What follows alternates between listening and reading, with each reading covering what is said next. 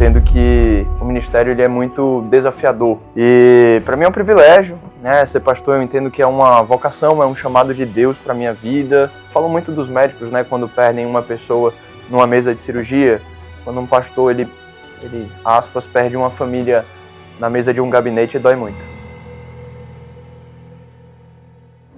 Eu sou o pastor Hugo, pastoreando aqui na igreja já há 2 anos, uma caminhada já de alguns anos junto com o pastor Pedro, desde El Shaddai. E para mim é um privilégio, né? Ser pastor eu entendo que é uma vocação, é um chamado de Deus para minha vida. Foi algo que eu entendi ainda muito cedo, com 15 anos, e o tempo foi passando. Com 17 anos essa ideia amadureceu, aos 18 eu fui para o seminário, aos 22 eu concluí o seminário e aos 23 eu fui ordenado ao ministério pastoral. Para mim é um privilégio poder pastorear essa igreja, é um privilégio poder servir a Deus de alguma forma, cuidando de pessoas. Eu entendo que o ministério ele é muito desafiador. Eu era muito jovem ainda, com 15 anos, foi a primeira vez que o Senhor começou a ministrar o meu coração a respeito disso, mas aos 17 anos eu tive uma experiência marcante com Deus, onde eu comecei a orar, pedindo ao Senhor que me confirmasse esse ministério, pedindo ao Senhor que me desse uma direção clara.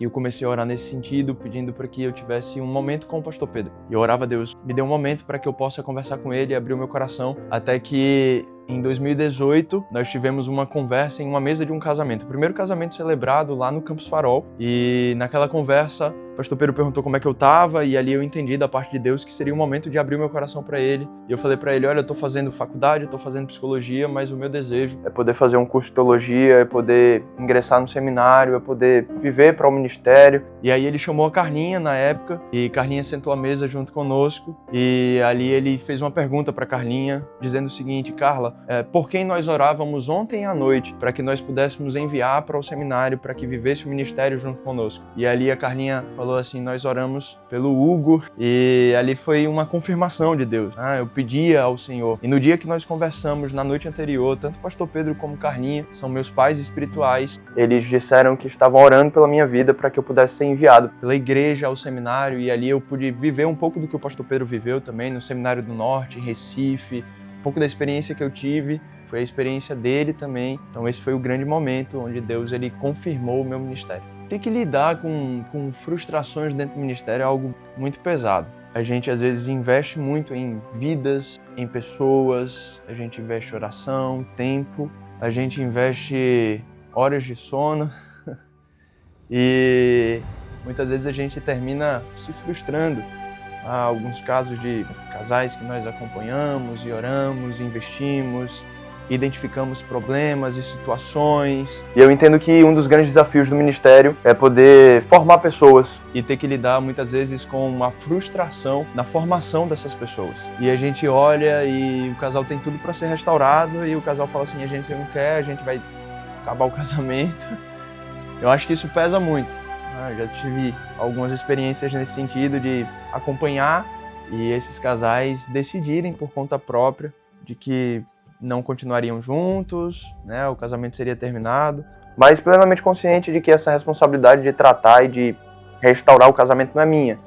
A nossa responsabilidade enquanto pastor é orientar, é orar, é investir. Mas eu entendo que também que uma das belezas do ministério é formar pessoas, porque a gente tem o privilégio de acompanhar pessoas que estão chegando aqui na igreja pela primeira vez, às vezes estão ali, sobrecarregadas, cansadas, com a família destruída, mas dói muito ver uma família sendo perdida. Falam muito dos médicos, né, quando perdem uma pessoa numa mesa de cirurgia, quando um pastor, ele aspas, perde uma família na mesa de um gabinete, dói muito. Isso dói.